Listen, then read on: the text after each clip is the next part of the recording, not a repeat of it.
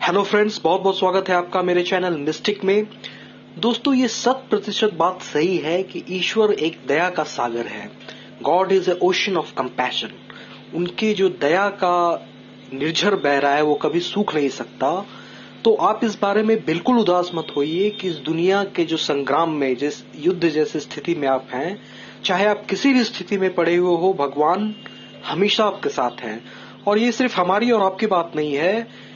जो भी जितने भी जीव है, 84 लाख और 4 खानों में जितने भी भिन्न भिन्न प्रकार के जीव हैं, सब पर भगवान की बराबर दया है। श्री राम भगवान ने रामचरितमानस में खुद ही इस बात को बोला है, सब मम प्रिय सब मम उपजा है। जितने भी अखिल ब्रह्मांड में कहीं भी, इवन बैक्टीरिया, वायरस, कुछ भी आपको जहां भी जीवन का निशानी दिखता है, वहां पे ईश्वरीय शक्ति भी मौजूद है। सारे का सारे प्राणी जो है ईश्वर के संकल्प मात्र से उत्पन्न हुए हैं।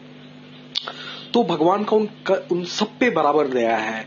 और ये भी सत्य ही है दोस्तों, कोई इस बात को नकार नहीं सकता, कोई भी रिलीजन इस बात को नकार नहीं सकता। बिना प्रेम के ईश्वर को नहीं पाया जा सकता है। जब तक हम भक्ति योग की बात करें तो इसका तो आधारशिला ही प्रेम है। आपको कुछ भी करने की जरूरत नहीं है, कोई मंत्र तंत्र, कोई बहुत ज्यादा पूजा पाठ, बहुत ज्यादा प्रेयर, नथिंग। सिर्फ और सिर्फ आपको एक काम करना है, हमारे वो जो परम पिता हैं, हम परमेश्वर है, जो हमारे बनाने वाले हैं, उससे अनकंडीशनल लव करना है। बिना किसी शर्त के उनसे प्रेम करना है। अगर आप उनसे प्रेम करना सीख गए तो पूरा ब्रह्मांड आपका है। वो प्रेम के वशीभूत हैं, उसे भक्ति भी कहते हैं। प्रेम की पराकाष्ठा को भक्ति कहते हैं।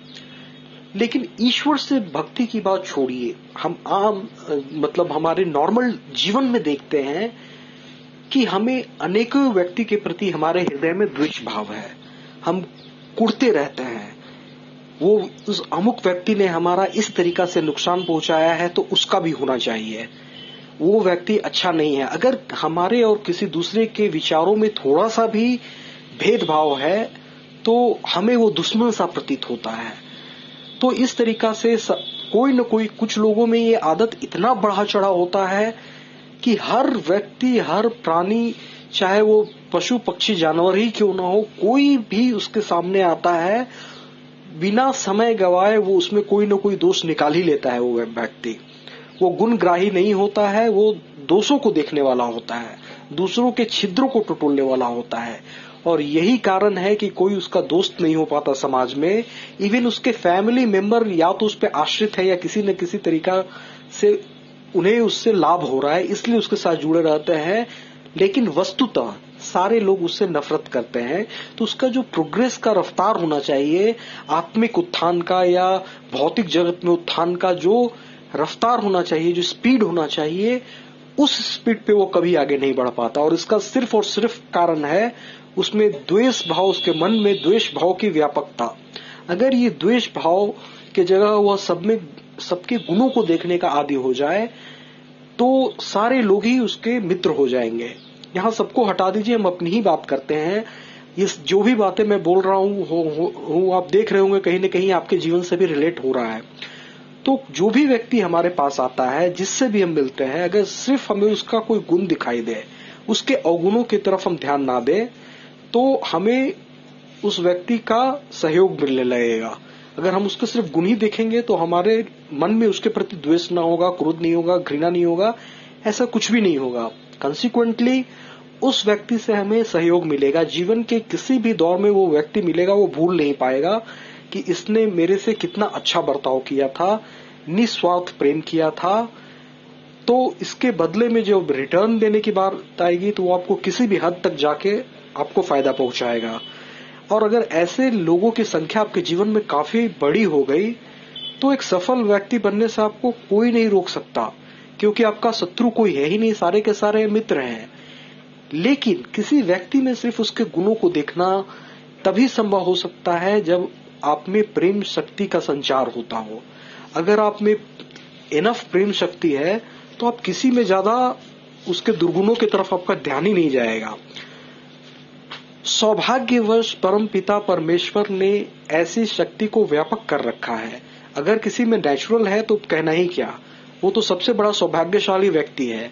लेकिन अगर किसी में नहीं भी है तो वह एक ईश्वर की शक्ति जो है, जिसे हम राधा शक्ति या प्रेम शक्ति कहते हैं, ये भी हमारे ऋषियों की बहुत ही एक अनूठी खोज है। वो सूर्य के रोशनी की तरह सर्वव्यापक है, पूरे अखिल ब्रह्मांड में उसकी सत्ता है। और अगर ऐसा द्वेषी व्यक्ति जो हमेशा चिड़चिड़ा स्वभाव का रहेगा, क्रोधी होगा, अक्सर उसकी तबीयत भी ठीक नहीं रहती है, अगर उस राधा जी के, श्री राधा रानी से संपर्क जोड़ पाए तो वो उसे वरदान में उस प्रेम की शक्ति दे देंगी। फलस्वरूप क्या होगा, उसमें प्रेम दृष्टि आ जाएगा, द्वेष भाव की पूर्ण समाप्ति हो जाएगी। एक बार ये दो चीजें आ गई, प्रेम दृष्टि और द्वेष भाव की समाप्ति, तो आपका उस व्यक्ति का कहीं भी कोई भी शत्रु होगा ही नहीं। तो ये एक तरीका है। तो अगर आप इसे अपनाते हैं, अगर राधा शक्ति, अगर आप देखते हैं कि आप बहुत ज्यादा द्वेषी हैं, बहुत ज्यादा क्रोधी हैं, बहुत ज्यादा नफरत भरा हुआ है, आप संसार के हर लोगों में आपको कोई न कोई दुर्गुण दिखाई देता है, शॉर्ट में बोले मानव मात्र के विरोधी है आप, या जीव मात्र के विरोधी कहना ज्यादा उचित होगा। किसी जीव जंतु में भी आपको कोई न कोई दोषी छिद्री आप टटोलते रहते हैं, किसी में कोई अच्छापन आपको नहीं दिखाई देता है, तो आप में राधा जी की प्रेम शक्ति की कमी है।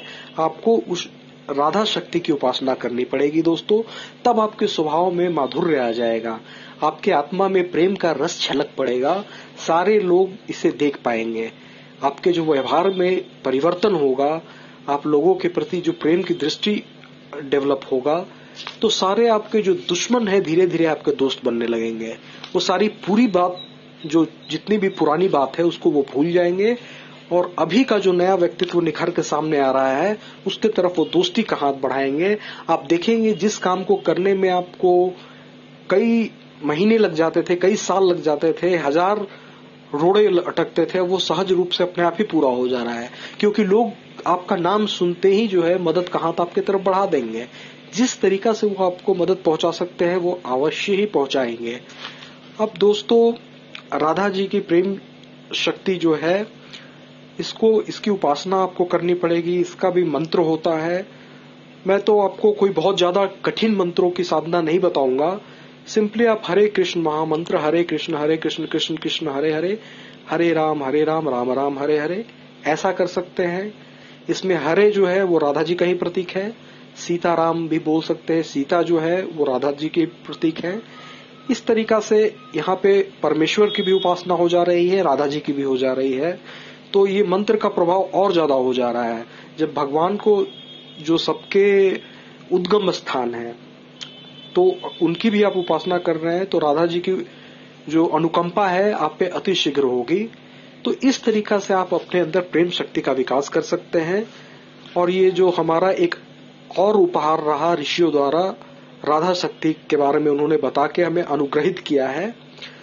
तो दोस्तों, मैंने आपको बताया राधा शक्ति का जो प्रेम शक्ति है उसके आपके जीवन में क्या जरूरत है, इसकी उपासना कैसे की जाए। और विश्वास रखिए, एक बार आप में ये प्रेम शक्ति डेवलप हो गई, राधा जी की कृपा आप पे हो गई, तो दुश्मनों की संख्या बिल्कुल ही नागण्य हो जाएगी आपके जीवन में, और आप नित्य सफलता के नए सोपानों पे चढ़ते चले जाएंगे।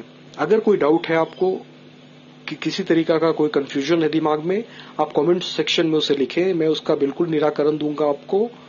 और अगले वीडियो में हम एक अन्य शक्ति के बारे में बात कर रहे हैं। बहुत ज्यादा उत्सुक हो जाएंगे इसके बारे में जानने के लिए, जिसे आप जानते भी हैं, और 100 में से 99 आदमी का आंसर यही होगा कि इसकी हमें काफी प्रचुर मात्रा में जरूरत है। दोस्तों, वो शक्ति है धन शक्ति, या फिर उसे लक्ष्मी शक्ति कह लीजिए। तो अगले वीडियो में हम इसके बारे में डिस्कस करेंगे। तब तक के लिए बाय, धन्यवाद।